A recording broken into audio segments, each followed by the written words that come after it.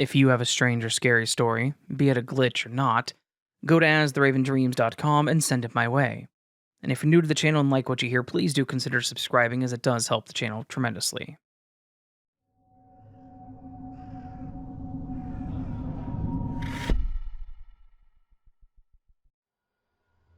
Hi Raven. I'm a long-time listener. I listen to your videos while I'm crocheting. It's awesome. I have a weird thing that happened to me a couple of days ago. I was going to make a video myself, but I don't like my voice, so I thought you would be the best one to tell it. Thank you. The story is about the road that wasn't. I live in a small town tucked deep in the woods. 3 streets, maybe 25 houses in total. It's the kind of place you only end up in if you're either lost or visiting someone. Otherwise, no GPS or highway sign will lead you here. I grew up in this town. I know its sounds, its smells, its silence. I know the way the wind moves through the pine trees on A Street. I know which porch lights flicker after dark and which old dog barks at passing deer. But last night, something shifted. I'll try to explain it. Those stories like these always sound like hearsay. Half-forgotten memories told around a fire. Maybe you won't believe me, maybe I wouldn't either if I wasn't the one who lived it. It was just after 9 p.m. Because of some unforeseen chaos earlier, burned rice, spilled juice, a late work call, dinner was running behind. I stepped out onto the porch to call the kids in. The screen door creaked and slapped shut behind me, and I yelled, "Kids, dinner's ready." Silence. I figured they'd gone around the block like they sometimes do, racing their scooters and throwing pine cones at each other. I sighed, grabbed my phone, and started walking. We live on what I'll call C Street. I headed up A Street and rounded the whole bend toward B. The evening air was unusually still. Heavy, like the whole neighborhood was holding its breath. Halfway down B Street, the feeling hit me. A cold prickle spread down my arms. The kind of gut feeling you get when you're being watched. I stopped walking. And that's when I noticed the reeds and bushes along the ditch shifting all at once, like something was moving through them. They rustled with an odd squeaking noise, like wet shoes on a gym floor, but there was no wind. Nothing else moved. The road felt longer than it should have. The houses that lined it seemed further apart and darker. It was like I'd stepped into a set, a perfect replica of my town, but wrong, dull and distorted. It was like watching a movie all around me, and I wasn't sure if I was the audience or the character. I called out again, louder this time. "Ellie, Ben." No answer.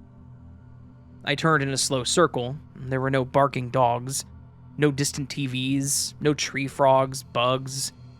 Just that same creaking noise from the bushes. We have coyotes out here, sometimes bears. Some folks even swear they've seen a black panther. I don't believe them. I've hunted these woods and I've heard every cry and call. But this sound, this sick, wet creaking, was new. Something was not right. I pulled out my phone and called Ellie. It rang twice and then went to voicemail. I tried again. Same result. My heart rate spiked. I should have reached the Thompson house by now. It's maybe a 5-minute walk max, but nothing looked familiar anymore. Not really. I started to walk faster. The darkness seemed to stretch with me, swallowing the ground behind me. I stopped checking my phone and I just focused on putting one foot in front of the other. 15 minutes passed and then 20. Then finally, I saw the bend that leads back to C Street. My house sat at the end, porch light glowing like a lighthouse through the dark. Suddenly I could hear again. There were dogs barking, the wind rustling leaves, a night bird calling, and then my daughter's voice. "There she is." She and Ben were on the porch, looking confused. I half jogged the rest of the way, breath caught somewhere in my throat. "Where were you?" I asked them, hugging them tightly. We were in the backyard, Ellie said. We came and we heard you yell, but you weren't here. Then we heard you again, like, far away. I didn't know what to say. I looked back toward B Street and everything looked normal now, familiar, as it should be. But I swear, for those 20 minutes, that place was not part of my world. I don't know if I walked into a parallel universe, a time glitch, or something the woods coughed up from between the cracks of reality, but one thing I do know is this. That mother-fluffing road back there was not real.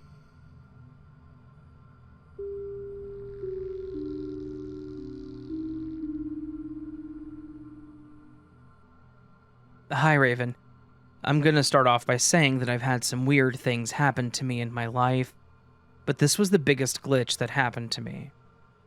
I remember getting up and getting ready for school. I got dressed, got a cup of coffee, and things like that, and I clearly remember taking my phone out of the compartment in the couch and taking it off the charger, getting the rest of my things, and getting in the van to go to school. And because I went to a school that was meant for kids that had problems because of either a learning disability, mental, or emotionally ill, or fresh out of juvenile hall, we had to be checked with a security wand and our phones and bags were held all day. We would get them back after school. I was diagnosed with high-functioning autism after going to that school. I remember clearly that morning having my phone that day. I played Dragon Mana Legends. I looked out the window, turning my head back toward the phone and playing the game until I got to school, and then I remember turning my phone off when I got to the school, and then putting it in the phone box and walking to class shortly after that. But when the end of the day came around, I went over to get my phone from the phone box. It wasn't there. I thought that it got stolen by one of the kids, because I've had my belongings stolen from me before and ruined by those kids at that school. And I was saying that if my phone was stolen, the school would pay me for my new phone, and I held up my van and told the van driver that I couldn't find my phone. She told me that I didn't have it that morning, and that I was asleep. Like I said, I was playing my game. I felt my phone in my hands that day. I remember the feeling of my thumbs gliding across the glass, and I looked out the window, and I wasn't misremembering. I know that I had it with me, or I wouldn't have been so mad when I couldn't find my phone. When I got home after all that, I checked the compartment in the couch, and my phone was still in it. It wasn't even off the charger.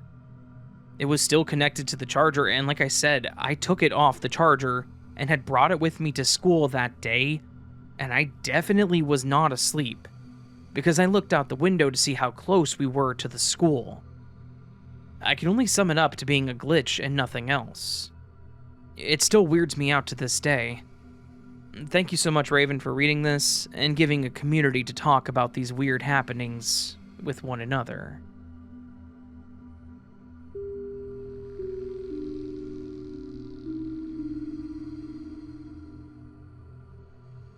This is a glitch that happened to me and my siblings many years ago. I was at a park with my 2 sisters and 3 stepsisters, all of different ages, me being the youngest. We were walking home from the park that was on the opposite side of the small town that we lived on. Like, the park was on one border of the town. You passed through the town, and we lived on the suburbs next to the main part of town. So we're passing through the main part of town, and we see a guy walk out of a store wearing a suit, with sunglasses, talking on a cell phone.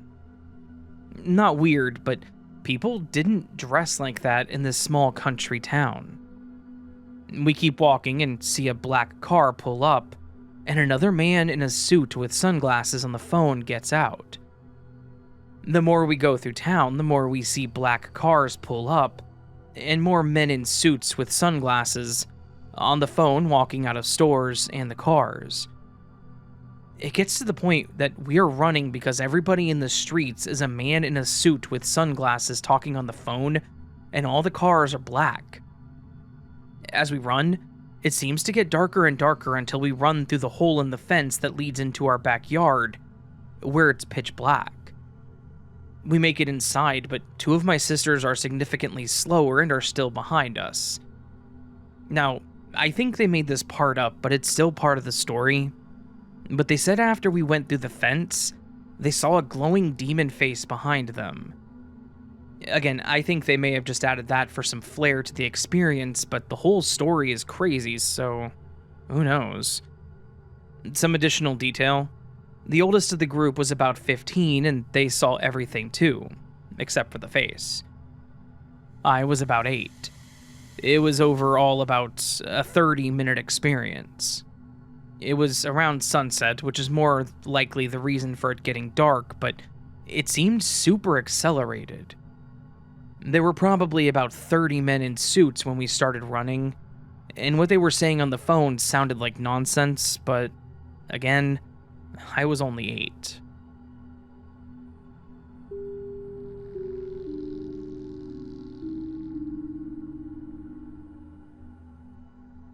Hi, Raven. The experience that I'm going to relay here is only one aspect of a larger set of happenings that were kind of intertwined and ongoing over years. But this particular part fits into the glitch category, I figure, or possibly timeline shift, with some maybe paranormal aspects as well. Though I suppose paranormal is pretty much a big umbrella that could cover most of the stories you read. So I don't know if that helps much insofar as categorizing this story. Sorry. No worries. I do want to say that finding your videos, I watch on YouTube, has really helped me to feel less odd. Not alone, at any rate, so I wanted to send some appreciation your way, as well as to all those stories you've read. I've begun putting together my own YouTube channel just to tell my own stories/experiences and snippets. My ADHD tends to hamper me from achieving anything much more than that at any one time, mostly because I had a counselor tell me once that I should write a book, but I doubt that I have the mental stamina for a book. So putting down my experiences in snippets might have some therapeutic benefits. There's just so many of them. But I digress. Long story short, a big thank you and shout out to you and everyone else experiencing the weirdness life seems to be. And then on to the story. I was on the phone with a friend late one night in the summer or early fall of 2019. I remember this specifically because my 10-year-old daughter was across the country with her dad, intending to stay there for a year, and I was temporarily living alone when this happened. Anyway, while on the phone, I was telling my friend, let's call her Jane for the sake of clarity, about this really cool atlas that I have. I love books and maps. An atlas is my jackpot. That has various maps based on curiosities or weird census-type data gathered throughout history. Wanting to quote some examples to her, I went to get the atlas while we talked. It wasn't on the shelf that it was normally on. I have a lot of books, and thus bookshelves, but not many that could accommodate a book as big as this atlas. So it was odd that it wasn't in its normal spot. I continued to look in any other place that it might be, and couldn't find it anywhere. On any shelf or stack of books in my home, which isn't a huge place, maybe 1,200 square foot max, as it's a 2-bedroom apartment style condo. I even checked my daughter's room just in case, to no avail. Since I was still on the phone, I kind of brushed it aside and turned my attention back to Jane. Sorry that I couldn't share some of the interesting stuff from the atlas with her. When we had finished our chat, my attention went back to searching for the atlas. I went back to the shelf it had always been on, and noticed a book that I didn't recognize. I hadn't bought this book. It hadn't been given to me. It wasn't the sort of thing I would give anything more than a passing glance to if I'd come across it in a bookstore. I won't say the title of it here, but it had a subtitle, I think that's what it's called, of Harnessing the Power of the Cross Against Unseen Evils. That freaked me out to a fairly substantial degree, given a lot of the surrounding events I alluded to earlier. There's just way too much to submit here, but suffice to say there was creepy stuff with some pretty dark undertones going on, so the title of this never-before-seen-in-my-house book scared the crap out of me. It took me a while to have the courage to even take the book off the shelf, but eventually I did, and I noticed it was far from new. A lot of pages were dog-eared. I think that's what it's called when you turn a corner down to save your spot in the book. So I kind of rifled or flipped through the pages of the book briefly, and realized there were handwritten notes in the margins on a lot of pages, as well as a lot of highlighted parts throughout. This is not something I have ever done with my books, not even in textbooks as a kid, though I probably should have. I might have been a better student, and the handwriting wasn't anything I recognized. I stopped at a random page to kind of see what sort of things were highlighted or noted. I figured since a lot of the crazy things that had already gone on throughout my life had kind of intensified around that time, maybe this book was brought to me to help, as crazy as that possibly comes across. The text on the particular page I'd stopped on referenced a couple Bible verses, and out of curiosity, I went to get my Bible to see what the verse was. The Bible I have was the one that had been in my home as a child, though we were far from a religious family. I know there was maybe a year or two long period where we had attended church on a regular basis as a family when I was maybe 7 or 8 years old, and that's likely when the Bible was acquired, though I don't recall ever seeing anyone actually reading it. The only reason I'm sure that this was our family Bible is because there are periodic photographs throughout, and one of them was a little town outside of Bethlehem that was the same name as I was given at birth. I've almost always gone by either a nickname or shortened version of this name, but as a kid, I'd been kind of excited to see something that had my name on it, as it isn't particularly common, or at least it wasn't at the time. So, there were no stickers or mugs or keychains with my name on them like everyone else had, but I digress. I can sympathize. So I opened the Bible to search for the verse that had been referenced in the mystery book, only to have a section of pages nearly fall to the floor. I was dumbfounded. It was as if this Bible had been read and reread so often that sections of pages had lost their bindings and were no longer held in place, needing to be physically held in or tucked back when closing the book. On top of that, as I flipped through the pages, I saw that there were highlighted parts throughout. I've had this book in my possession for years, and while I don't reference it often, it absolutely was not like that the last time I had looked at it. And again, I don't highlight my books, and I don't know about highlighting a Bible. If I were a highlighter, well, it would almost seem sacrilegious to mark a Bible. I don't know if that's a thing, but I'm certain that I wouldn't do it, like just in case. The next part might get confusing or convoluted. I'm hoping to tell it in an understandable way here. Anyway, one evening I was talking to a different friend, we'll call her Mary, on the phone relaying the events that had been going on. As I'm telling Mary about going to the bookshelf during my call with Jane and not finding it, I was actually walking to the bookshelf just as I had when talking to Jane. Before I could finish the sentence about how it hadn't been on the shelf, I stopped short, because now the atlas was there. It was there, right where I'd always kept it. Like, what the actual flippity-doo? So now I'm telling Mary that the missing atlas was no longer missing, but it had been missing for weeks. I felt crazy, in all honesty.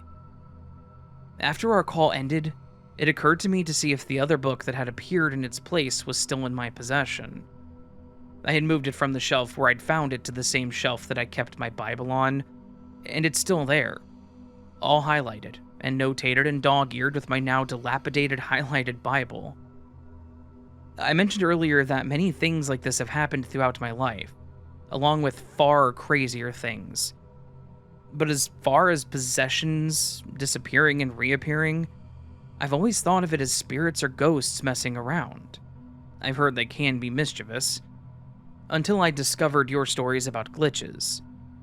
I honestly don't know what it is, but I'm truly grateful to know that I'm not alone and experiencing this crazy stuff. And thank you for reading.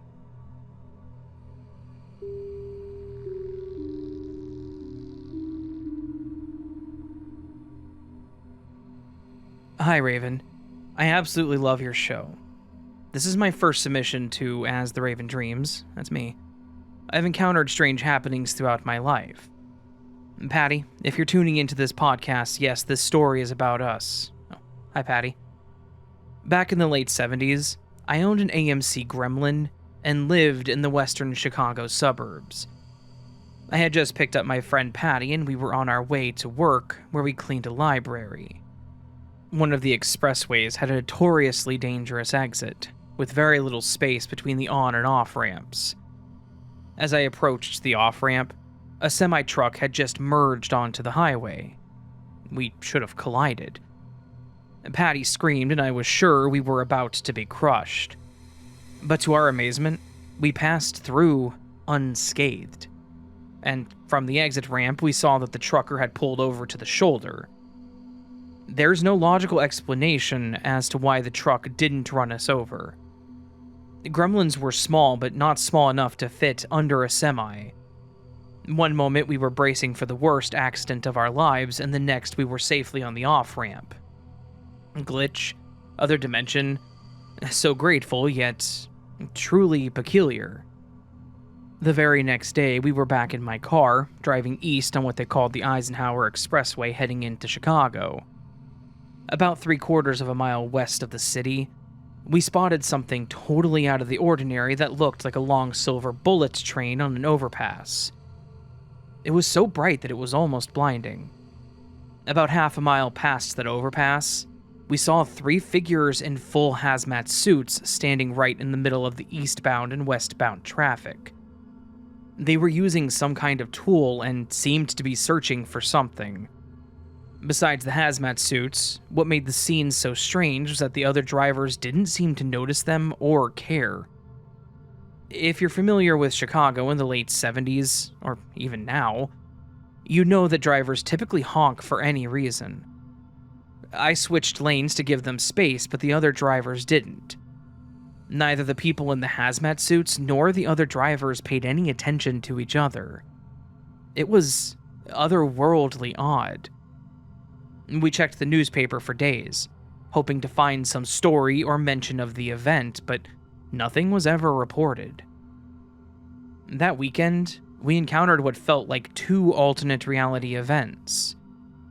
Patty and I compared the episodes and concluded that we had experienced the same thing.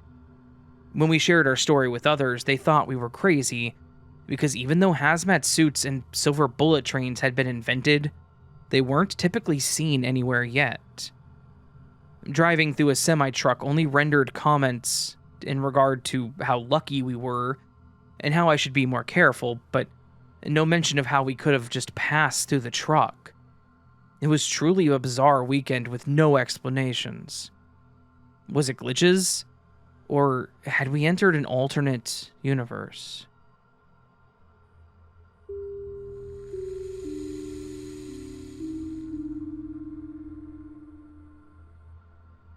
This happened back when I was in 7th grade. It was a regular school week, but something that occurred during that time has stayed with me ever since. Something I still can't explain. I woke up early, got ready, had breakfast, and went to school as usual. That day we had a mock exam. I took the test, finished it, and then shared the answers with a friend of mine named Miguel. I clearly remember the classroom, the test itself, and our conversation. Another friend of ours, Lucas, was absent that day. I didn't see him at all.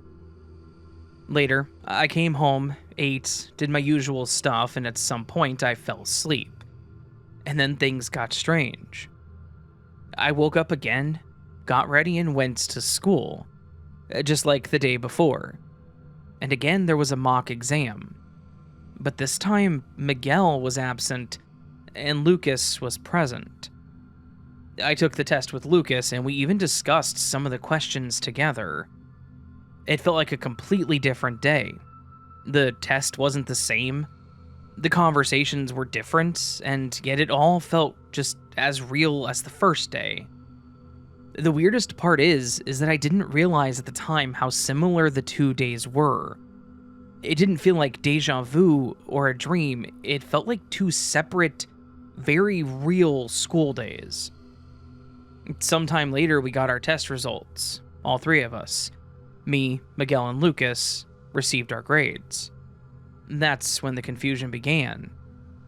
I talked to Miguel and we both remembered that Lucas had been absent on the first day.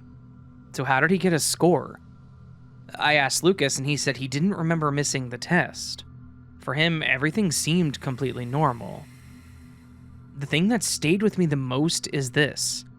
I remember experiencing 2 entirely different days with different people, different conversations, and different tests.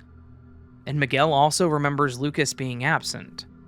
So it wasn't just my memory. To this day, I can't explain what happened. It wasn't a dream, it wasn't deja vu, it wasn't just a normal school routine repeating itself. It was like 2 timelines crossed paths. And somehow I lived through both of them. It's one of the few moments of my life where reality felt wrong or broken.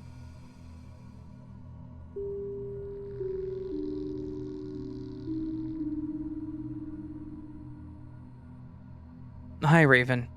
I saw a story on one of your podcasts today about a cat that appeared in a place it wasn't expected to be. And it prompted me to tell my own story about a cat that I used to have named Seymour. One day I decided to mop the hall floor in my house that stretches from the kitchen to the back bedrooms. Seymour always liked to walk back and forth across the floor when I mopped. So I decided to put him in one of the back bedrooms for a few minutes until I got done mopping and the floor dried. Then I would let him out. I opened the door to the bedroom and Seymour went in. I watched him go in and around the computer cabinet, and I immediately closed the door. Then I proceeded to mop the hallway, and when I got to the kitchen, I heard a little meow. And I then turned to see Seymour trotting out of the kitchen and down the hallway. He didn't seem upset, maybe just a bit confused as to what he was doing there. I checked to see if the bedroom door was still closed. It was. But even if he had somehow gotten the door open, he would have had to have passed me in the hallway to get to the kitchen, and I would have seen him. There's no other way out of the bedroom except a window, which was tightly closed. There's no reasonable explanation that I can see for how this cat got from the bedroom to the kitchen. That was the only time in his life he ever did anything like that. I have to chalk it up to just another glitch in the Matrix, which seemed to be happening every few months during this past 3 years or so. I'm not sure what this means, but it sure keeps life from getting too boring.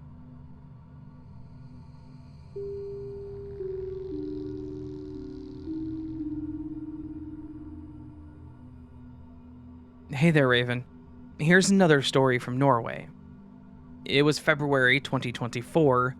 I was driving my car on my way home from visiting family. It was an ordinary day. I was completely sober and don't use any kinds of drugs, and I have no history of mental illness. I was in a calm, peaceful mood while driving. The weather was initially cloudy, and it was quite cold, so I had the heater on. Strangely enough, there was no snow on the ground. There usually is in February where I live. It was getting dark early in the afternoon. It does so in Norway in the winter. I was a little less than an hour into my road trip when it started to snow. As that is quite normal here, I didn't pay much attention to it. I just registered that I saw snow falling to the ground beneath my headlights. After a while, I noticed that my windshield was still dry and my windshield wipers, which were set on automatic, did not wipe. I found that a bit strange, and I thought to myself that maybe it didn't actually snow? Maybe it was just dust that whirled up. I realize now that doesn't make sense, but that's what I thought. I kept driving, and soon it started to snow more and more. Still nothing on my windshield. It remained completely dry. Now, I started to think, what in the world is happening? It snowed heavily now, and there was absolutely no doubt that this was indeed snow. After a while, I could see the ground getting covered, all white, everywhere. And then I reached my home and stepped out of my car and took a closer look at my windshield. It was completely dry. It still snowed. I got wet, and my feet left tracks in the snow. So how is it there was no snow on my windshield? I've driven for many years through snowy weather, with or without a heater on, and it sure as hell makes the wipers start wiping every time. Except this time, because there was nothing to wipe. I laughed to myself, because I felt a little like Donald Duck's lucky cousin, Gladstone Gander. In the DD magazines, it could rain or snow on Donald and everywhere else, while the sun would shine over Gladstone. Sure, that's something that could happen in comic books, but seriously, how could that happen to me in real life? How is it even possible? Boy, is my life strange sometimes.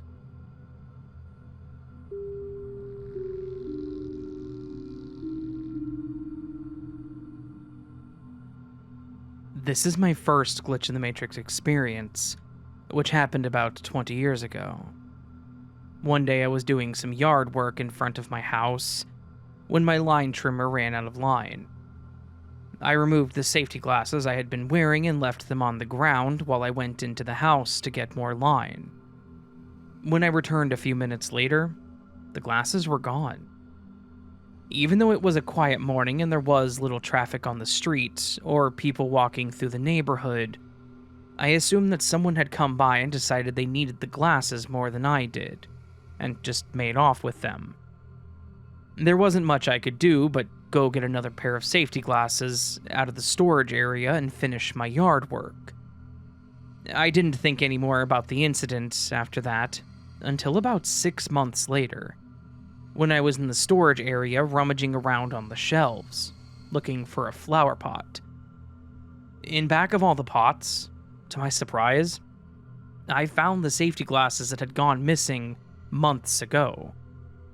I'm positive they were the same glasses because they had a green rim at the top, the only glasses I've ever had like that.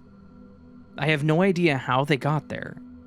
While I kept the glasses in the storage area, I never put them on that shelf, and I would have never stored them behind all the flower pots. I also wouldn't have put them away at the time that they went missing because I wasn't finished with my yard work. I live alone, and as I stated, there was no one else around at the time that they disappeared. There's no logical explanation for the disappearance and then reappearance of the safety glasses that I can see.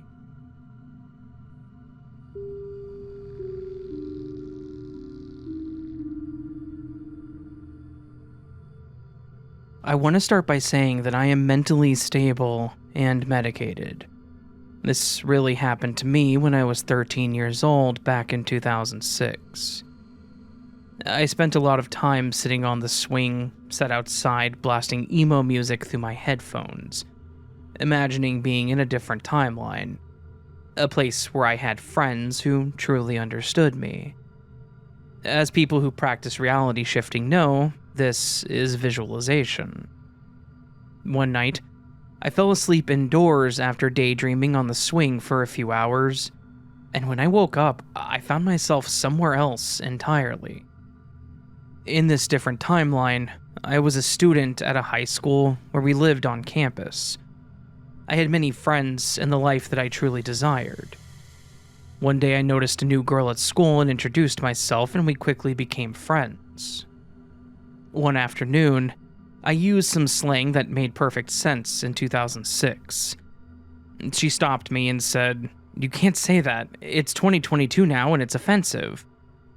I looked at her like she had 3 heads and said, "No, it's 2006. Then another student walked by, overheard us, and said, "No, it's 1982. That's a fact." We didn't know what to believe, so we checked the calendar. The year was 2008. That's when I realized this timeline wasn't my own. Time isn't linear, and apparently it's possible and very common to experience people from different streams of time, and different years in some dimensions. I'd appreciate anyone else who experienced this speaking up in the comments, but I do not doubt my experience. I just think it's interesting enough to share.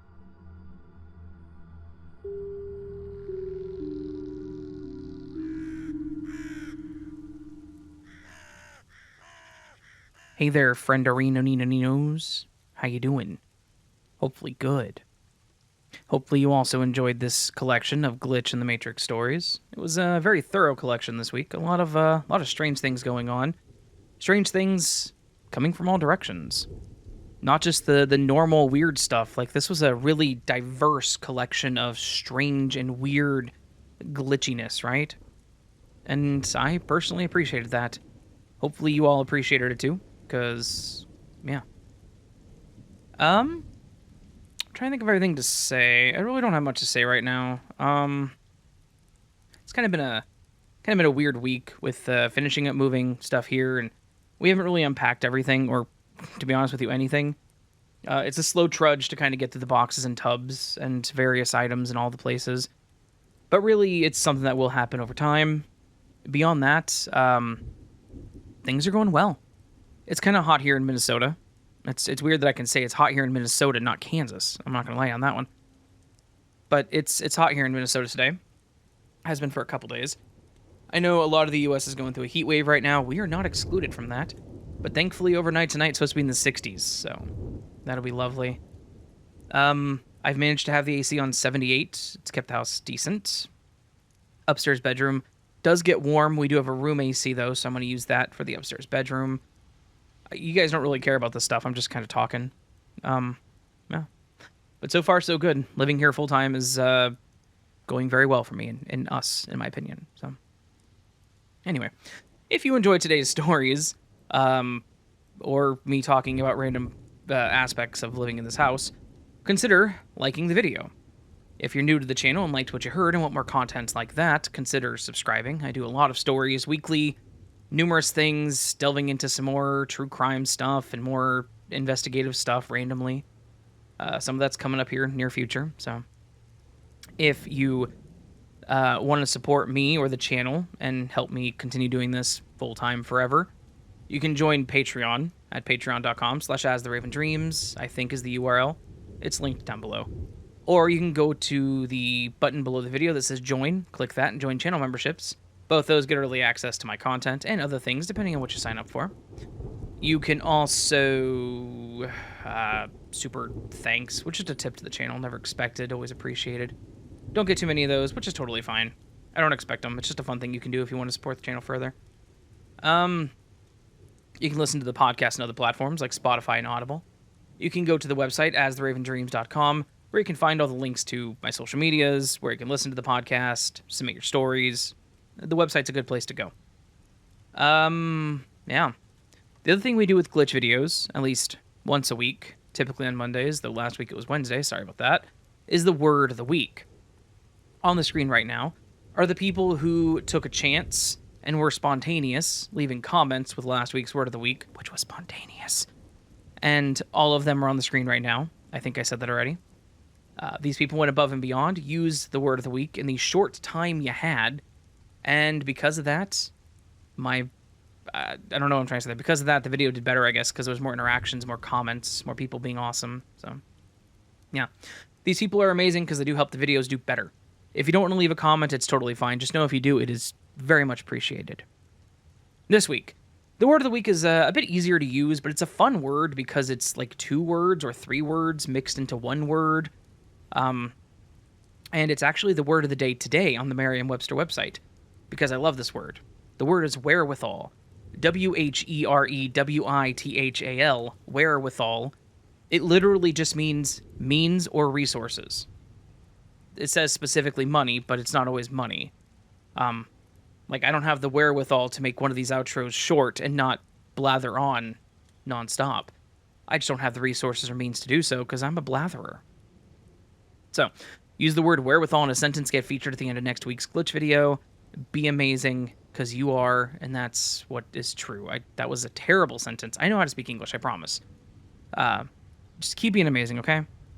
Anyways, till next time, my friends, hope you enjoyed the video, and hope you have a great week. Hope I see you again soon.